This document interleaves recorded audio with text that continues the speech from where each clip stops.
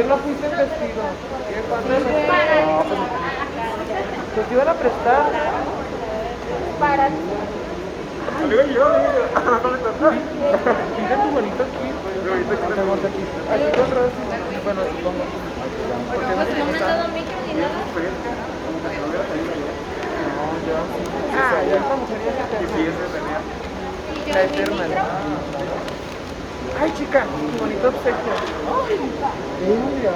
Hola a todos, buenos días, gracias por levantarse temprano en este sábado, último sábado de FIL Guadalajara. Estamos súper contentos de que nos acompañen otra vez en nuestro séptimo encuentro, ya muchos años haciendo esto, la verdad. Aquí el equipo Rosy por acá. ¿Dónde está Rosy? Ay, que me salude.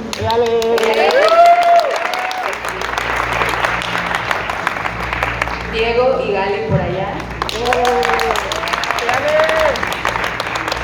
Y los amigos que nos acompañan en esta primera mesa, Terror en Español, Robotania.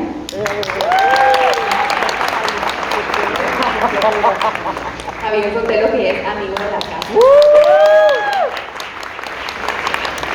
Javier Barrera, que nos visita por primera vez. Bernardo, que también es la primera vez que nos acompaña. Y Miani, que si no la conocen, debería.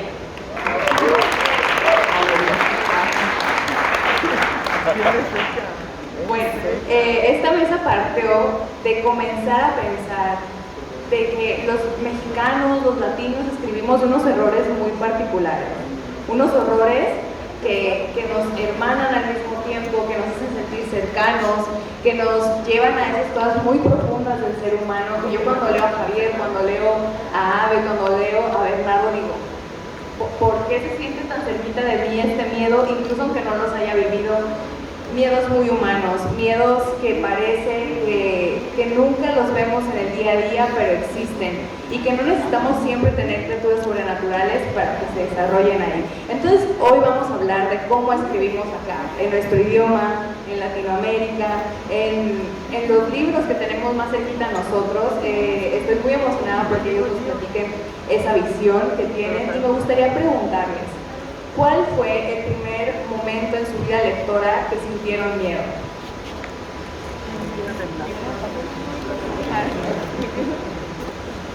Yo recuerdo haber sido muy pequeñita, haber tenido unos 7, 8 años cuando tuve mi primer encuentro con un libro de mitos y leyendas de los que venden en los puestos de periódicos. Y me sorprendió mucho a veces la capacidad que tienen estas historias de hacernos sentir a veces tanto miedo, a veces tanta curiosidad, a veces intranquilidad, ansiedad, y más porque siento que vivimos en un país, en Latinoamérica en general, donde estas historias y estos mitos pasan a veces de persona en persona y estamos muy acostumbrados, ¿no? a estar siempre en ese contacto de estar con personas que no, es que fíjate que el otro día me pasó esto y wow, ¿no? O sea, una cultura muy rica en cuestión del terror, y haberlo yo descubierto tan chiquita en un libro muy común, muy de puesto del periódico, para mí me cambió, ¿no? Fue el primero y de ahí ya no pude parar. Buenos días. Bueno, no sé, estoy pensando como qué responder. Es que no hay un libro en concreto que me haya aterrado. Hay uno, que es Los cuentos de Mariana Enríquez, y ese sí me aterró, así no podía leerlo en la noche, tenía pesadillas. Pero de niña, más bien, como Ani, me daba curiosidad, sentía un montón de cosas, así, curiosidad, morbo, quería saber más, pero miedo no. Yo creo que el miedo no lo asocio con la literatura porque casi siempre me siento muy segura en el espacio que me ofrecen los libros. Es un espacio como tan confortable, tan bonito, que sabes que todo lo horrible que se está representando en esa historia está allí y no acá. Entonces yo me siento segura, aunque los personajes estén sufriendo terriblemente. Ok, lo mío es un poco diferente, no se vayan a reír, pero la primera vez que experimenté miedo de chico fue viendo la película del Santo contra las momias de Guanajuato. Cuando estén dando el tour y que esta persona le dice al turista de que existe una leyenda, de que van a volver a cobrar vida para tomar venganza, y le dice, ¿y cuándo se cumple esta profecía? Y me acuerdo que le hacía, ah caray, pues curiosamente hoy, ¿no? Entonces ese momento para mí me marcó el ver cómo las momias cobraban vida, que era un contexto mexicano, algo que conocíamos, que habíamos visitado, me dio muchísimo miedo y sentirlo tan cercano. De ahí creo que se me quedó la idea grabada siempre de, para poder crear terror necesitas sentirlo cerca, necesitas apropiarlo, necesitas vivirlo dentro de tu contexto, sea sobrenatural o no. Y la otra situación que recuerdo mucho y que disfrutaba enormidades era cuando nos juntábamos primos y amigos en Yahualica, cuando visitábamos el pueblo donde es mi papá, y que en las noches ya cuando nos cansábamos de jugar era empezar a contarnos todas estas leyendas e historias de terror que están asociadas a cada pueblo. Desde el tipo que usaba muletas que va y visita un velorio y que se abre el ataúd y que empiezan a correr todos y se le trepa a alguien para que no lo dejen atrás. Y yo creo que cada pueblo cuenta esa historia, ¿no? De que es que se me colgó el muerto, se me colgó el muerto. Entonces era muy padre, muy bonito y me aterraba mucho y luego tenía pesadillas, pero esos dos son mis recuerdos más claros de cuando tenía miedo cuando era chico. Yo me acuerdo también que como en películas, pero también la leyenda de La Llorona me da muchísimo miedo, ¿no? O sea, la señora esta que se iba, como que estaba buscando a sus hijos, ¿no? Y que decían que también podían venir por ti, pero era más como una leyenda hablada, no tanto leyenda, o sea, más de niña. Pero ya en el libro me acuerdo bien como a los 11 años que mi papá, aquí está presente el señor, me dio a leer el retrato de Dorian Gray de Oscar Wilde y me dio muchísimo miedo, o sea, tenía como 10 o 11 años y me daba miedo incluso verlo al lado de mi cama y volverlo a agarrar para leerlo. Me daba muchísimo miedo pensar que un hombre había entregado su alma al diablo, ¿no? O sea, para mí era como, ¿cómo le hizo? ¿Qué va a pasar? Y me da mucho miedo y creo que ese debe ser de los primeros recuerdos. Aunque no es mexicano, tal vez. Hola. En mi caso no fue con un libro, sino con un audiolibro. Ahorita están muy de moda los audiolibros y está muy bien eso, pero antes existe todavía una colección de la UNAM que se llama De Viva Voz, que son autores importantes leyendo sus textos, poesía narrativa, en voz propia. Y hay uno de Juan Rulfo, de hecho, estoy seguro que se puede conseguir aquí en el stand de la UNAM, si no han oído este audiolibro de Juan Rulfo narrando sus propios cuentos, háganlo porque es verdaderamente escalofriante. Entonces Juan Rulfo tenía una voz un tanto agónica, como de alma en pena, y leía sus cuentos con un feeling muy peculiar.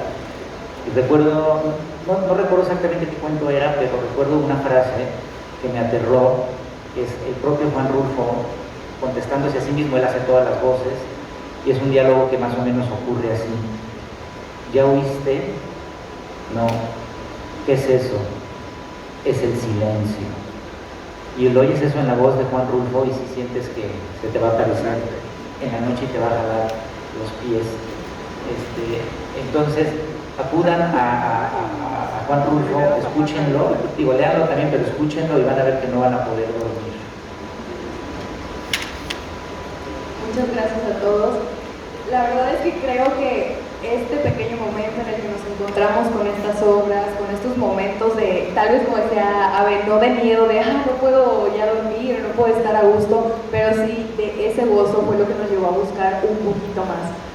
¿Cuál fue ese encuentro con autores latinos, pues mexicanos, pero escritos en español, que comenzaron a decir, oye, hay un miedo diferente en nuestro país y en nuestra región?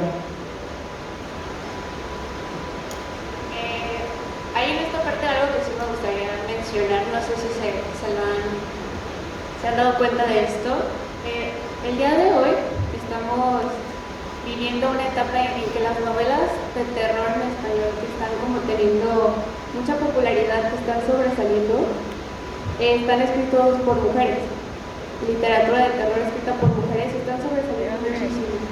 Entonces, yo honestamente, libros de Mariana Enríquez, Liliana Blum escribe unas cosas súper perturbadoras, Mónica Ojeda, Agustina Basterrica, Tenemos aquí a una que también está sobresaliendo mucho.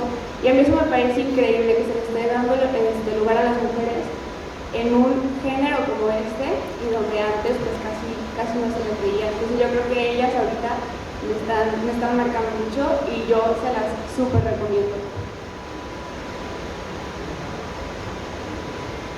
Mira que estoy segura.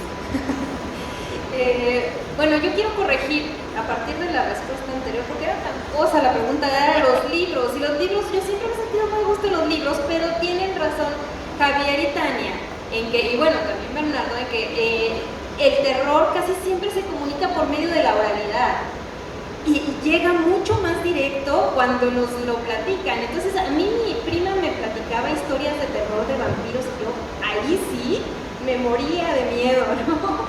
Pero siempre las historias de terror platicadas estrujan muchísimo más, llegan directo y es algo que hacemos toda la vida, es algo como yo creo que inherente a los seres humanos, parte de nuestra naturaleza, sentarnos en bolita y hablar de historias de fantasmas y aparecidos. ¿Quién no lo ha hecho? Es lo máximo.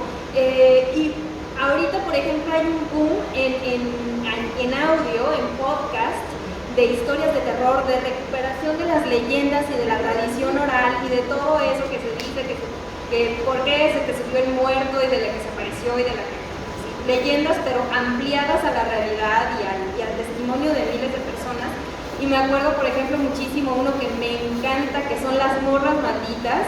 Saludos, morras malditas, las amo. Si no las conocen, síganlas porque son lo máximo así de las historias de terror más escalofriantes. Las he escuchado ahí en su podcast en Spotify.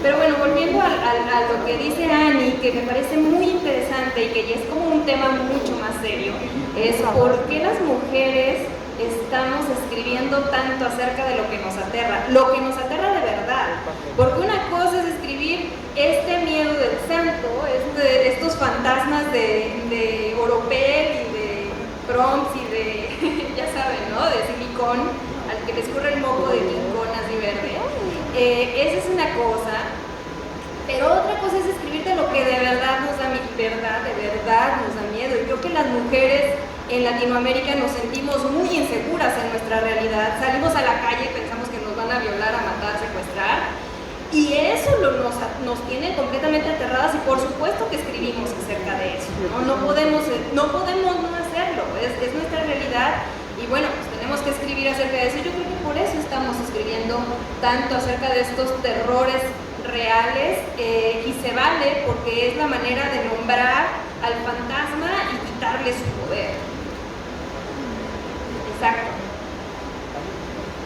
Yo también me pasó igual que Bernardo, creo que con Juan Rulfo, de lo primero que leí así como en español o mexicano que me dio mucho miedo, en específico Llama en Llamas, ¿no? Lo que si les digo como, ¿por qué? Porque será el spoiler para quien no ha leído el libro, ¿no? Pero es un libro con muchos fantasmas y eso me dio mucho miedo, pero también me dieron muchas ganas de ir a Comala a ver si era cierto todo lo que decía el libro, ¿no? Y bueno, también ya después me topé con las autoras que ya mencionaron también, y fue encontrarme con eso, que el terror en la literatura más actual es sobre esos miedos que sentimos las mujeres ahorita al salir a la calle, y creo que eso es a mí lo que más me da miedo, porque sí, los vampiros, los lobos, eso la verdad es que no me da miedo, o sea, sí como lo estoy leyendo, pero hasta me divierte, pero salir a la calle sí me da mucho miedo, y cuando leo cuentos de eso, ahí sí hasta tiemblo, ¿no? Porque siento que eso sí me puede pasar, y de toparme con un vampiro, pues ojalá, ¿no? Pero no creo. Y, o sea, sí, Mariana Enríquez, la que ya lo mandé. ¿Vampiros de cuáles, no? De Anne Rice, de Jaime Alfonso Sandoval, ¿de cuáles? Porque hay muchas diferencias. Sí, y bueno, también, por ejemplo, ayer me tocó conocer a Inés M. Michel, yo no la conocía y me encantó, y también son textos de suspenso, de terror, ¿no? Búsquenla. Está en una aplicación de textos que se llama YouStory, pero sí, o sea, a mí también Juan Rulfo creo que fue de los primeros, y luego por supuesto Bernardo Esquinca, o sea, tengo leyendo muchos años, y también, o sea, tus libros sí me dan mucho, desde tus primeros cuentos, ya sí también los leía, Los Niños de Paja y todos estos, pero sí, Juan Rulfo fue lo primero, después ya empecé a buscar más, y ya me topé con los que están aquí en la mesa y con otros que están en otros salones presentes. presentarlo aquí en la firma, pero ¿cuándo fue? En mi caso, la primera lectura obligada y fue por asignación de la escuela fue Aura, ¿no? Entonces, de repente era muy grato ver que hablaban de fantasmas, que hablaban de esta situación, de la casa, de cómo se desarrolla toda la historia, y fue mi primer acercamiento a algo sobrenatural, y no podía creer que me lo estaban dejando en la prepa. Algo de lo que mencionan de la literatura de terror, que yo ahí sí difiero un poquito, que no creo que ahorita se esté poniendo de moda. Lo que tiene la literatura de terror es que siempre ha estado ahí, desde el principio. Sí hay más apertura, a lo mejor por redes sociales, y te das cuenta de que más gente le gusta lo que a uno le gusta, entonces lo busca y lo consume, y además habiendo tantos escritores emergentes tan buenos, ¿no?, como se están dando hoy en día. Pero hay algo bien interesante en la literatura de terror y que yo nunca me canso de platicarles, es si quieren saber a qué le tenía miedo el ser humano en alguna época determinada de su historia, váyanse a leer la literatura de terror. Ahí se van a encontrar todos los miedos, todas las inquietudes, todas las preguntas, todo lo que estaban viviendo que les causaba miedo, que les causaba pavor, y ahí se van a encontrar, si desmenuzan las historias, por ejemplo, como decían, si hablas de hombres lobos, por ahí puedes desmenuzar realmente que el hombre lobo no es el principal terror que se tiene, sino todo lo que están viviendo las personas alrededor. Si se van a leer Frankenstein, pues era todo ese avance de la ciencia, el estudio de los cadáveres, el de qué pasaría si de repente alguien empieza a jugar a ser Dios y decide revivir a alguien con partes de otras personas uniéndolo. Entonces es bien interesante cómo si se van hacia atrás y quieren realmente conocer qué les inquietaba y qué les perturbaba en ese momento de la historia, váyanse a la literatura de terror. Ninguna otra literatura puede hablar de eso más que la de terror. Entonces, de repente viene la popularidad, pero los fans del género, que somos todos nosotros por algo que están aquí en la charla, la verdad es que nunca dejamos de buscarlo y de consumirlo y siempre estamos presentes, solamente se nos está dando más voz hoy en día. En mi caso fue Amparo Dávila, autora que falleció el año pasado y que afortunadamente se está rescatando su obra. Estuvo mucho tiempo olvidada y las nuevas generaciones la están redescubriendo, algo que es importantísimo. Mi papá tenía muchos libros en su casa, pero mi papá tenía 7 hijos, entonces yo era más pequeño y entonces tenía que trabajar mucho para mantener 7 bocas, entonces no estaba en su cabeza, no estaba el decirme, mira, de todos los libros que tengo aquí tienes que leer esto.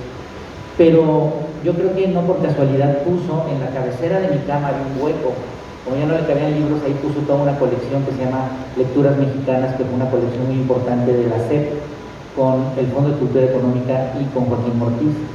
Y ahí, entre todos esos libros, estaba Muerte en el Bosque de Amparo Dávila. Entonces yo me acostaba y estaban esos libros ahí, y yo nada más en la noche antes de dormir, pues hacía así, y sacaba uno, ¿no? Y a ver qué me encontraba. Y así descubrí a Amparo Dávila. Y Amparo Dávila, pues fue una escritora que solo escribió 4 libros. Ella sabía que era sabia, entonces había que escribir poco y bien. Había que trabajar mucho los textos y trabajaba sus libros con mucha dilatación. Solo 4 libros y los 4 son de terror.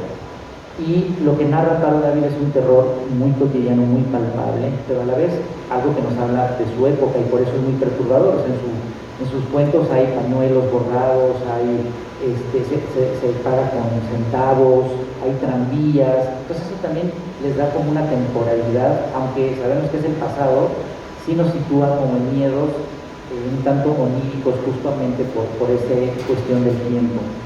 Y Amparo Dávila marcó muchísimo el tipo de literatura que yo hago y estoy seguro que Ave y muchas otras escritoras la han leído con mucha atención y ha marcado también a las nuevas generaciones. De lo que decía Ani y Ave es importantísimo. La mejor literatura del continente de América Latina la están escribiendo las mujeres, no me queda la menor duda, y ya se mencionaron algunas aquí. Mónica Ojeda, lo decía Ani, ecuatoriana, está aquí en la feria, en el stand de Almaría pueden encontrar su novela Nefando. Les aseguro que nunca van a leer algo tan perturbador como lo que ella escribe. Lean a Ave Barrera, dijiste Agustina Basterrica, se ha mencionado mucho aquí a Mariana Enríquez, que es la reina, ella es la reina del terror ahorita, pero también está Liliana Colanzi desde Bolivia, también en Ecuador María Fernanda Ampuero, en fin, podríamos extender la lista, pero creo que es importantísimo eso. Yo sí estoy convencido de que la literatura más potente del continente la están escribiendo las mujeres y muchas veces en clave del terror. Entonces somos afortunados de poder vivir este momento para poder leerlas a todas ellas. ya por ahí, a ver, nos voy introduciendo un poco a la siguiente cuestión. ¿Cuáles son los miedos que ustedes identifican, que ven que más nos importa tratar? Nos decía Ave, pues las mujeres, todo lo que vivimos cuando el terror de salir y saber que a lo mejor no regreso a mi casa. El otro día le platicaba a mi novio, no manches, yo pensé que ya no me bajaba de ese Uber que me trajo. Estaba haciendo cosas muy raras el señor. Y vivimos eso todos los días, todos los días. ¿Qué ven ustedes en particular en las producciones de los latinos, de los mexicanos, que se sienten muy nuestros?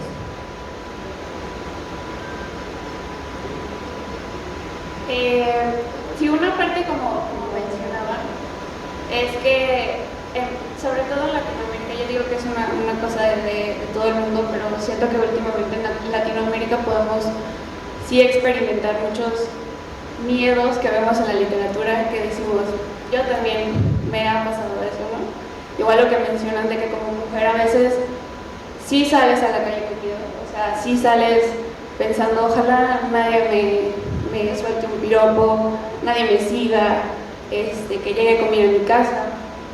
Y sí es cierto, o sea, estas autoras lo están reflejando muy bien en sus libros, y a veces el que tú te topes con ese miedo en un libro y lo puedas ver en tu vida real, significa mucho.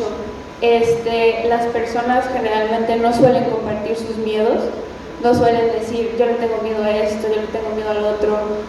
No estamos como acostumbrados a decir cuando sí lo sientes, cuando te vas moviendo, pero sí vas con miedo, sí vas haciendo las cosas de esa manera. Y a veces los libros te dan ese espejo de decir, no eres el único. Sí le pasa a más gente, sí es un problema real, y ya le estamos dando la voz. O sea, ya lo estamos proyectando para que las personas lo sepan y podamos hacer algo al respecto, que en este caso, tener este miedo de las mujeres no es normal y no está bien. Entonces, para mí es muy, muy importante la manera en la que lo están reflejando en la literatura, y yo quisiera seguirlo viendo, quisiera seguir conociendo estas autoras y autores también, que ya hay muchos hombres que tocan este tipo de temas también, que ya hay hombres que se muestran accesibles a hablar de sus miedos y demás. Y qué padre que lo estemos viendo ahora, que nos esté tocando vivir en el preciso momento en el que ya está bien hablar de eso, y que conectamos miedos que estamos viendo ahorita con miedos que escribieron hace 1000 años y que siguen siendo los mismos. Seguimos viviendo ese tipo de cosas, ¿no? Entonces, importante el terror en la literatura, importante seguir leyéndolo y seguir usándolo para que ciertas cosas de alguna manera se puedan cambiar, ¿no? Bueno, yo me voy a ir un poquito más atrás, porque ahora que Bernardo mencionaba a Amparo Dávila, el huésped también fue uno de los cuentos que más me causó pavor. Léanlo, búsquenlo, yo creo que está en internet libre en cualquier parte. Si ponen el huésped de Amparo Dávila en su buscador, se van a dar un buen susto y van a disfrutarlo mucho. Y el miedo, el terror en la literatura tiene una capacidad de crear metáforas increíble. O sea, como decía Javier, el hombre lobo es una metáfora de los miedos de la época. Y otra de las autoras mexicanas que me recordó ahorita que platicaba Bernardo acerca de Dávila es Guadalupe Dueñas. Que Guadalupe Dueñas, sin ser intencionalmente terrorífica, no es su intención asustarnos, nos remueve hasta las raíces de todo. Y es tapatía, además, ¿no? Es muy poco reconocida, muy poco leída, es como autora de culto, así que seguramente la van a disfrutar mucho si la buscan. Y estaba en Lecturas Mexicanas, fue una de mis primeras lecturas y me emocionó muchísimo leer el libro de cuentos Tiene la noche un árbol, que tiene un cuento que se llama Mariquita, que es absolutamente escalofriante. De ahí me salté a Horacio Quiroga. Horacio Quiroga tiene un cuento que se llama La gallina, que es todavía más escalofriante. Y todos los cuentos de Horacio Quiroga son absolutamente grandiosos en cuanto a terror. Son como el Edgar Allan Poe, lo conocen como el Edgar Allan Poe uruguayo, ¿sí? Y es increíble. Yo creo que de ahí abreva la tradición de Mónica Ojeda, ¿no? Y todo esto. Pero bueno, no quería reiterar tanto esto de la violencia de género y de que le tenemos mucho miedo, porque Annie lo dijo perfectamente y creo que está puesto ahí. Y ustedes podrán verlo en lo que estamos escribiendo pues, las autoras en este momento. Pero sí creo que, sí, como que quiero abundar un poco más para no quedarnos solo en eso, en el lado oscuro, más oscuro de la realidad. Sí me gustaría platicarles un poco más acerca de esta capacidad metafórica que tiene la literatura para transformar ese terror de la realidad y llevarlo como un plano simbólico, que me parece lo que hace Bernardo en sus novelas, que convierte a la ciudad en una especie de monstruo y crea unos monstruos que son metáfora de algo más. No es que nos quiera asustar con Proms, no es que nos quiera asustar con el mongo de King Kong, sino que se crea este monstruo que es una metáfora de algo que realmente nos está asustando. La ciudad como monstruo, el bicho ahí que se arrastra en la oscuridad, y todos estos símbolos en realidad apelan a nuestro inconsciente, se cuelan hasta nuestro inconsciente y hablan de ese lado oscuro de nuestros mayores terrores. Los cuentos de hadas han sido eso desde toda la historia de la humanidad. Hemos contado, así como leyendas, como La Llorona, este inconsciente colectivo va formando relatos o narrativas como la del hombre lobo y el lobo y Caperucita, y que son narrativas que se van como quedando en el sedimento de nuestra mente, ¿no? Y entonces los cuentos de hadas están ahí para ayudarnos también como símbolos a entender los terrores de la realidad y los arquetipos o los símbolos de lo que pensamos y lo que sentimos. Un cuento de hadas que a mí me estruja muchísimo y que estuve viviéndolo, estuve en él durante mucho tiempo, fue el cuento de Barba Azul. Y estoy segura de que muchas mujeres están viviendo el cuento de Barba Azul. El cuento de Barba Azul es un cuento diferente a los demás, porque bueno, sabrán que los cuentos de princesas terminan cuando se casaron y fueron muy felices para siempre, pero el cuento de Barba Azul inicia con el enlace matrimonial entre una mujer modesta y un hombre muy siniestro, pero muy rico. Y esta mujer, bueno, el hombre le entrega las llaves de la casa y va abriendo una habitación tras otra y va encontrando tesoros increíbles, una habitación llena de oro, otra habitación llena de diamantes, otra habitación hecha de plata, pero hay una prohibición: no abrir la puerta más pequeña que esté en el sótano con la llave chiquita. Por supuesto, la protagonista de Barba Azul toma la llave cuando Barba Azul se va de viaje, abre la bóveda y se encuentra, por supuesto, con los cadáveres de las anteriores esposas de Barba Azul. Es una historia absolutamente terrorífica, porque cuando Barba Azul regresa y se le cae la llave, se le mancha de sangre, no la puede desmanchar porque claro, es una llave mágica. Y cuando Barba Azul regresa y le pide la llave, se da cuenta de que entró a la habitación, se da cuenta de que descubrió ese secreto, que no es otra cosa más que esta violencia de género que estamos viviendo las mujeres, y le dice, pues ahora sigues tú y te voy a matar, ¿no? En algunas versiones se salva, en otras versiones no se salva. Y esa, Angela Carter tiene una reescritura. Y hay muchas autoras latinoamericanas que estamos haciendo reescrituras de esos cuentos de hadas y que estamos recuperando esa violencia que está como en el fondo, en el inconsciente, para retomarla en estas nuevas historias, como es el caso de la novela Restauración, que habla, bueno, tiene como el trasfondo o cuenta de alguna manera esa historia de Barba Azul y de cómo la protagonista va abriendo una habitación tras otra mientras restaura una casa y se encuentra al final con el oscuro secreto de el chico que ama. Pues yo estoy muy contenta porque Amparo Dávila está aquí con nosotros, o sea, en esencia, no se asusten, porque yo cuando la conocí hace pocos años, tal vez 3 o 4, tal vez 5, muy pocos años, yo la conocí porque mucha gente hablaba de ella y no había libros, como dijo Skinka, no había libros de Amparo Dávila, no se podían conseguir, y de pronto apareció uno que es El Huésped, que es el que está ilustrado, y fue como yo también la conocí, como decías, me dio muchísimo miedo ese cuento, es muy cortito, hay una versión ilustrada súper bonita en el Fondo de Cultura Económica, y Y en cuanto lo vi así de que se va a estrenar y presentar en la FIL, fui y lo compré, porque yo creía que Amparo Dávila ya estaba muerta, o sea, yo creía que ya era una autora como de hace 4000 años, ¿no?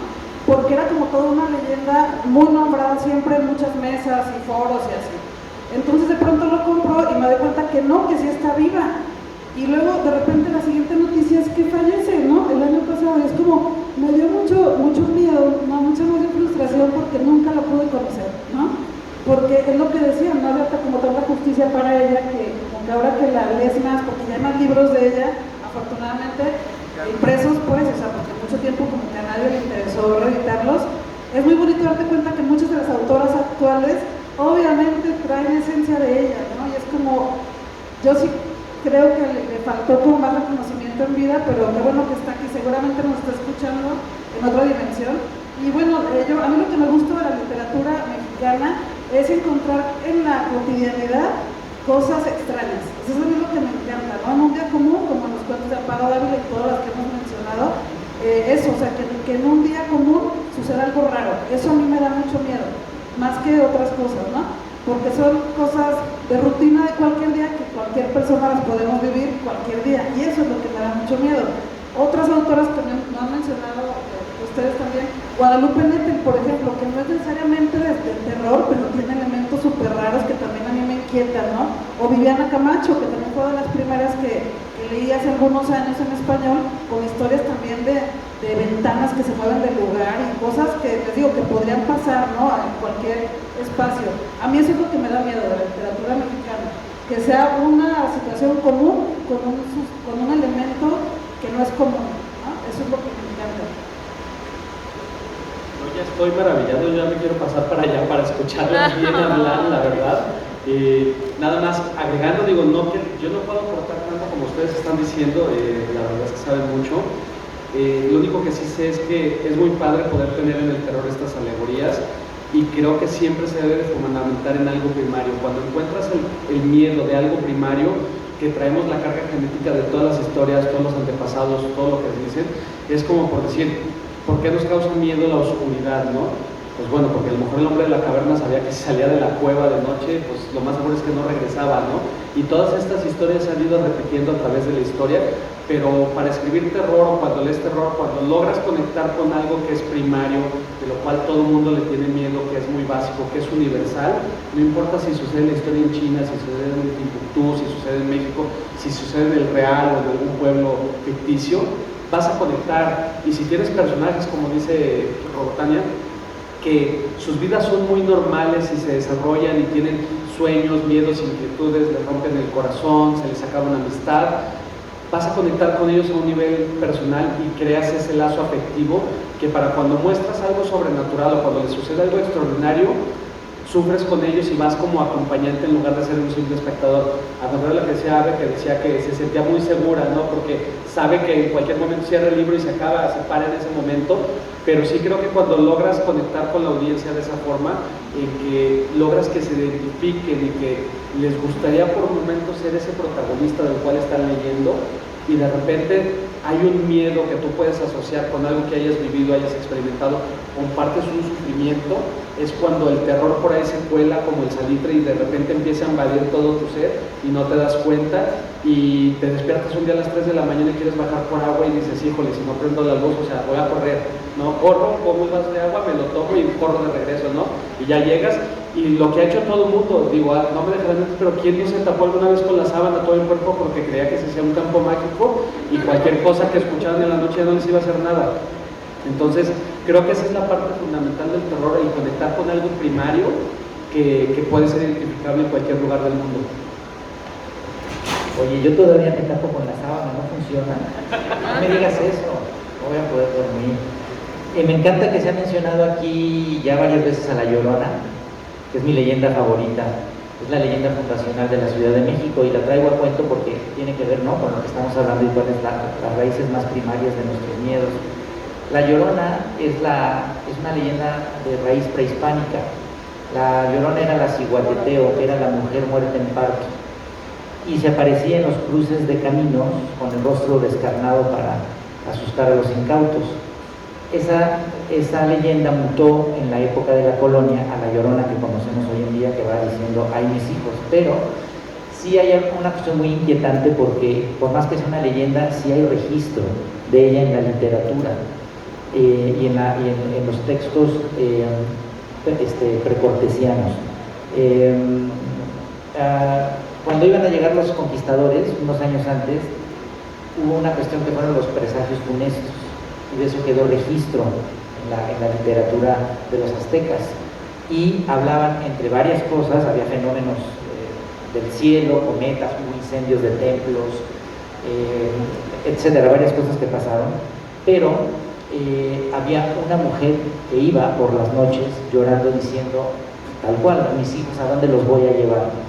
Y era justamente esta premonición de que venía algo que iba a arrasar con Tenochtitlan y que cómo iba a poder esta mujer guarecer a sus hijos de esa catástrofe que se avecinaba. León Portilla habla de, él rescató estas tradiciones de los presagios funestos. Entonces es muy inquietante pensar que por más que hemos visto hasta ya películas en Hollywood de La Llorona, sí hay una raíz literaria y hay un testimonio de que desde esa época se pensaba que sí existía esta mujer que con su llanto hacía la premonición de una tragedia, en este caso el fin de Tenochtitlan. Y la leyenda muta a la época de la colonia, y a cualquier lugar que uno vaya de la República Mexicana hay lloronas, en cada lugar hay una llorona distinta, y también hacia Sudamérica, Centro y Sudamérica hay lloronas. Hay una película reciente, me encanta cuando el terror también se mezcla con lo político. Mariana Enríquez lo hace muy bien. Tiene un cuento que se llama Las cosas que perdimos con el fuego, que es justamente de las mujeres que son abusadas, violadas, que dicen, vamos a hacer un acto político, se queman, se vuelven a sí mismas monstruos y dicen, a ver ahora sí, ¿quién nos va a tocar? Es un cuento potentísimo con un mensaje político brutal. Y hay una película guatemalteca que se llama La Llorona, y véanla si no la han visto porque está muy buena, porque justo es la leyenda de La Llorona, pero tiene que ver con la dictadura, y el espíritu de La Llorona simboliza justamente pues un tipo de venganza que viene para derrocar al poder y a los dictadores. Entonces, todo esto ya no sé ni por qué lo estoy diciendo, pero justamente quería conectar esto, o sea que en América Latina creo que hay una parte muy interesante del terror que se está haciendo tanto en cine como en literatura, que es cuando se junta con la cuestión política, porque justamente, como ya sabemos, tenemos gobiernos muy complicados y países muy complicados, y el terror es una buena herramienta para hacer también denuncia. ¿Alguna vez has escuchado a La Llorona?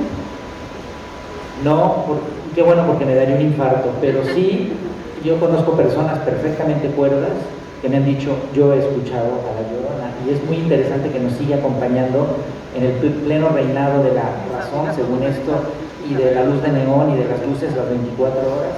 La Llorona ahí sigue en lo más profundo de nuestro inconsciente. Yo no, pero para agregar nada más el silbato del señor que vende los camotes, a mí me causa mucho miedo, porque por ahí tengo un amigo que escribió un cuento que decía que el señor mataba niños y los escondía en la parte de abajo del carbón, y desde que escucho eso no me puedo quitar eso de la mente, entonces por favor no compren camotes. Mañana en las noticias, el valor de los camotes ha descendido, ya nadie produce camote. Tengo una breve y sencilla pregunta última para ver si alguien del público quiere interactuar, preguntar algo. Y va por dos lados. Para nuestros escritores, ¿cuál es su intención a la hora de escribir cosas así, cosas de terror? Y para nuestras lectoras, Tania, Ani, ¿cuál es tu intención como lectora a la hora de acudir a estos libros? Sencillito.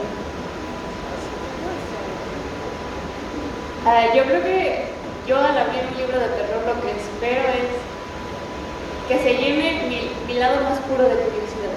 Yo quiero saber cómo le va a hacer el autor para mantenerme inquieta, ansiosa, que todavía no ha pasado nada.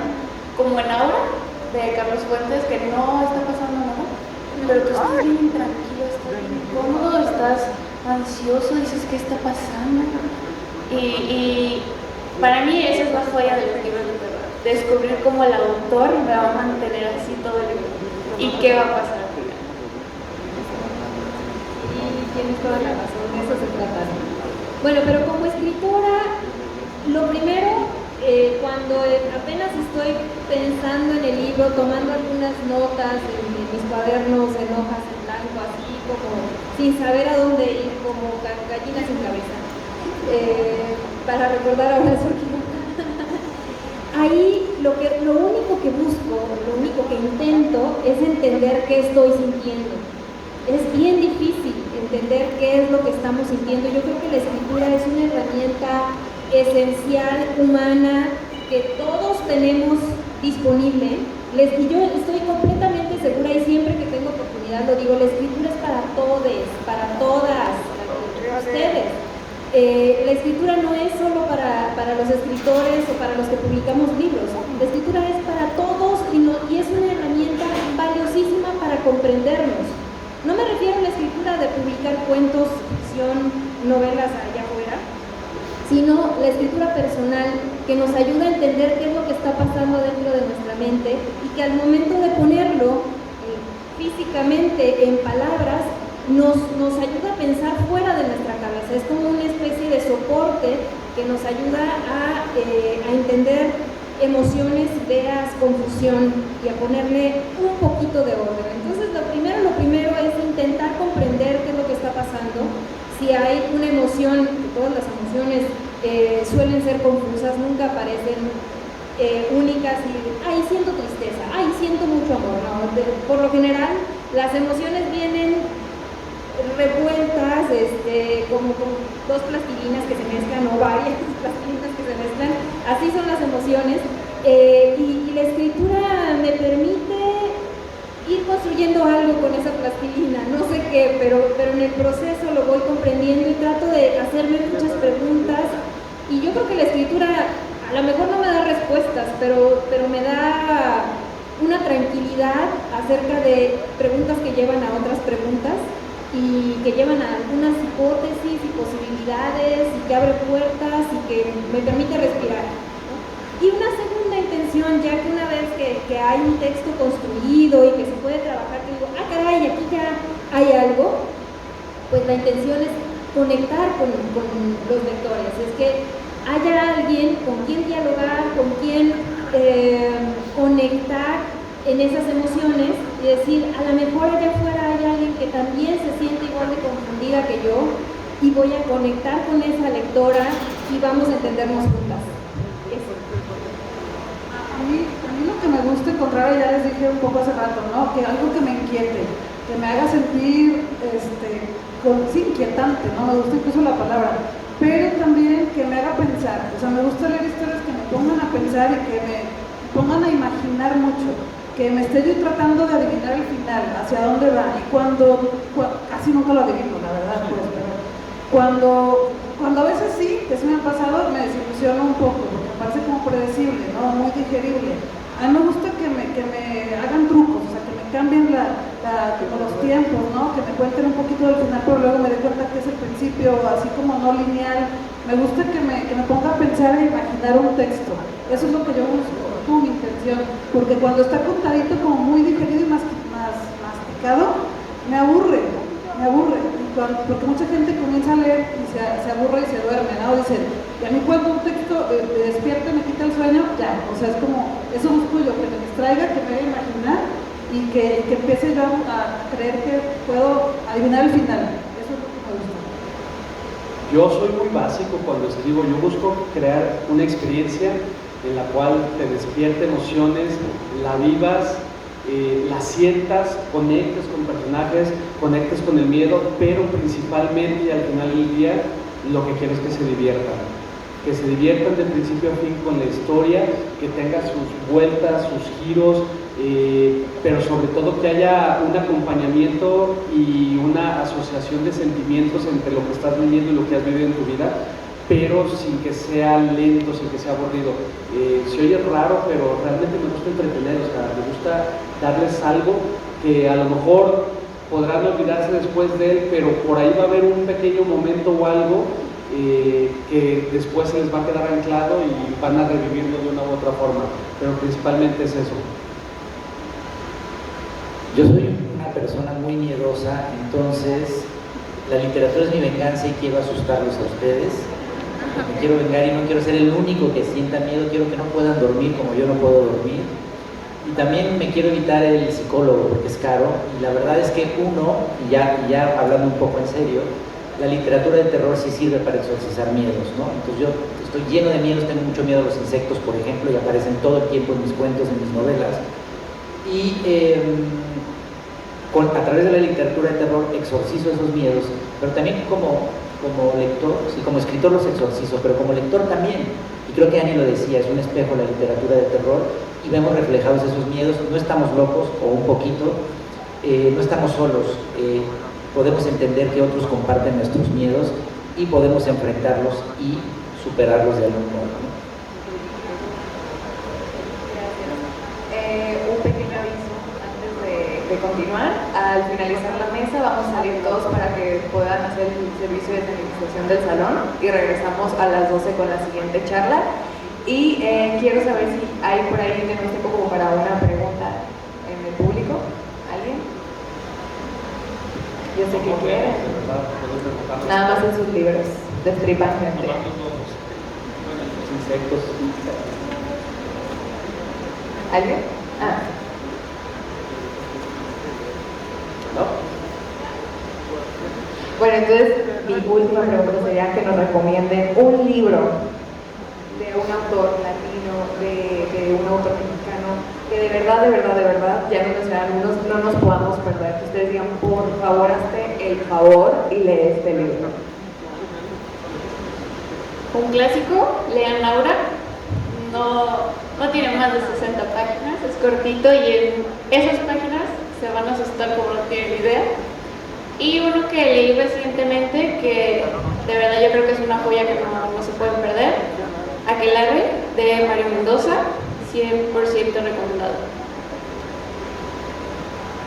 Bueno, ya mencionamos a Guadalupe Dueñas y Amparo Dávila, pero hay un libro que me parece a mí una joya absoluta de Verónica Herber, que retoma el cuento del huésped de Amparo Dávila y lo asocia con el terror ambiental que estamos viviendo en el presente, y es la narración de la gente que se tiene que ir de un lugar por la invasión de una mina y por la contaminación de una mina. Pero entonces casa también el cuento del huésped con esta realidad de terror ambiental, que a mí me parece una absoluta joya, y es lo mejor de dos mundos, ¿no? La escritura de Verónica Herber. Lo encuentran en Almadía.